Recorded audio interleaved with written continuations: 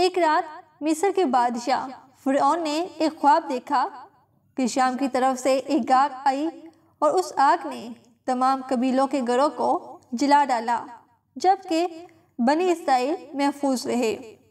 دہشت کے عالم نے دیدار ہونے کے بعد فرعون نے تمام کاہنوں اور نجومیوں کو جمع کر کے اپنا خواب بیان کیا۔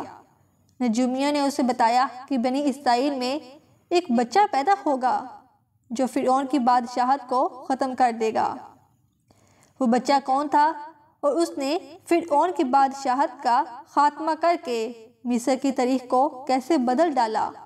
اس ویڈیو میں ہم فرعون کے اس خواب اور پراسرار بچے کے متعلق جانیں گے۔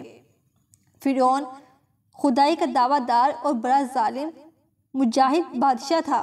اس نے بنی اسرائیل کو اپنا غلام بنا رکھا تھا، حالانکہ وہ حضرت یوسف علیہ السلام کے زمانے سے وہاں رہا کرتے تھے۔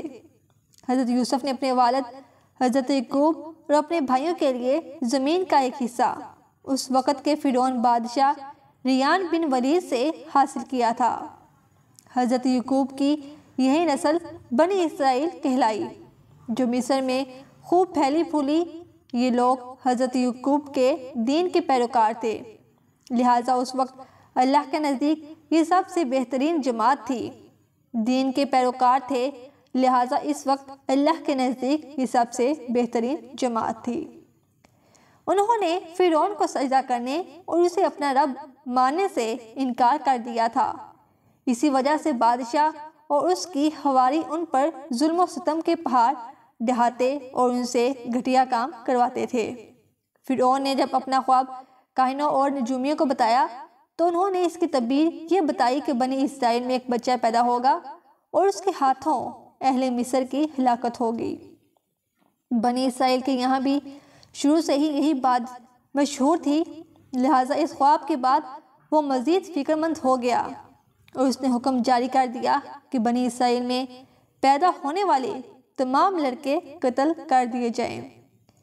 اس حکم کے مطابق فرعون کے حواری اور اس کے سپاہیوں نے ہر ممکن قدم اٹھایا تاکہ کوئی بھی نامولود لڑکا زندہ نہ بچ پائے، لیکن اللہ کے فیصلے اٹل ہوتے ہیں۔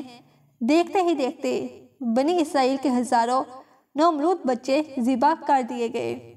پھر ایک وقت وہ آیا کہ جب قبطی سرداروں نے فرعون سے کہا کہ اگر بنی اسرائیل کے لڑکوں کا اسی طرح قتل عام ہوتا رہا تو ہمیں آئندہ خدمت گار ملنا مشکل ہو جائیں گے، اور پھر ہماری کمتر گھٹیا اور غلیظ کام کون کرے گا؟ اس پر فرعون نے حکم جاری کیا کہ 1 سال چھوڑ کر بچے قتل کیے جائیں۔ ان دنوں حضرت موسیٰ کی والدہ اپنے حمل کے ابتدائی دنوں میں تھیں۔ اللہ نے ان کی حفاظت کا سامان اس طرح فرمایا کہ ان کی والدہ پر معمول کے مطابق حمل کے آثار ظاہر نہیں ہوئے، جن سے آپ فرعون کی چھوڑی ہوئی دائیوں کی نگاہ میں نہ آئیں۔ انہوں نے اس بات کو چھپائی رکھا یہاں تک کہ پیدائش کا وقت آ پہنچا اور انہوں نے بچے کو جنم دیا۔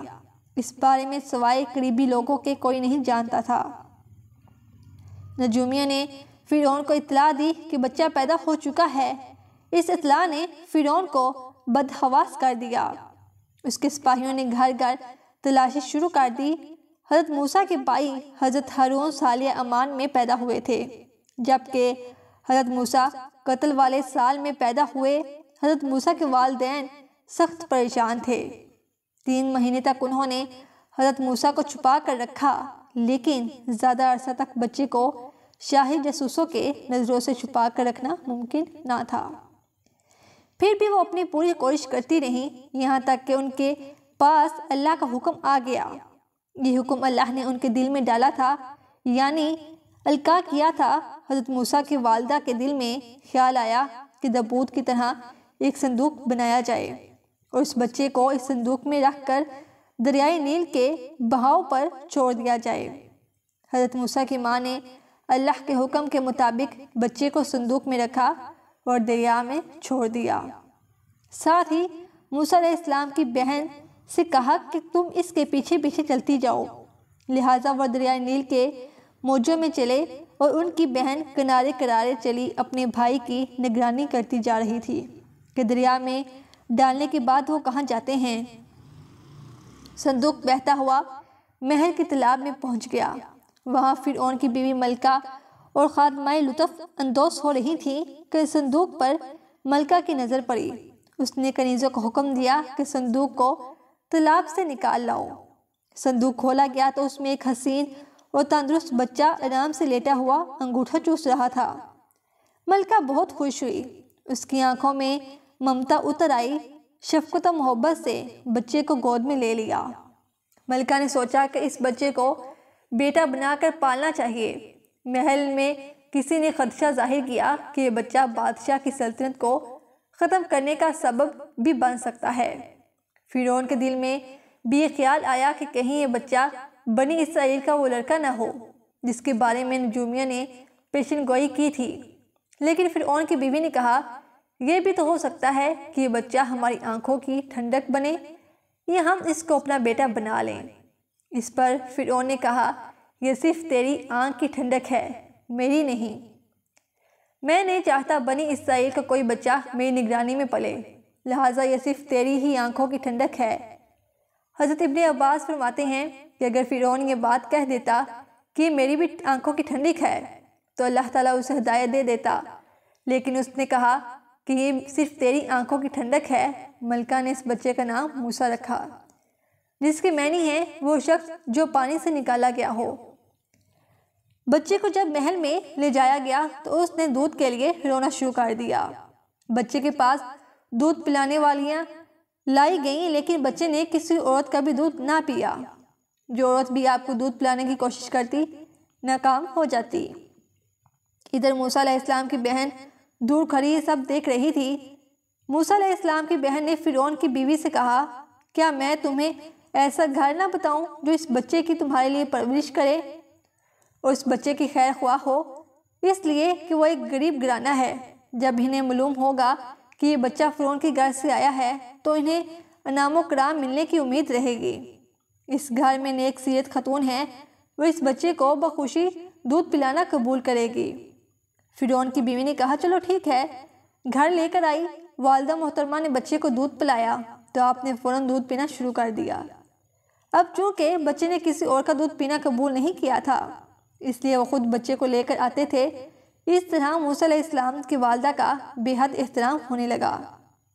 اس طرح حضرت موسیٰ علیہ السلام شاہی محل میں پرورش پا کر جوان ہو گئے اور پورے توانا ہو گئے۔ لہٰذا اللہ نے آپ کو نبوت کے منصب پر فائز کیا۔ آپ نے بنی اسرائیل کو فرعون سے آزادی دلائی اور مصر سے نکل گئے۔ فرعون بنی اسرائیل کو ختم کرنے کے لیے لشکر لے کر روانہ ہوا۔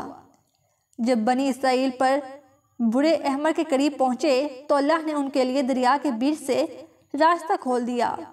یہ وہی موقع تھا جب فرعون کا وہ خواب پورا ہونے والا تھا اور اس کی بادشاہت اور لاؤ لشکر تباہ و برباد ہونے والے تھے۔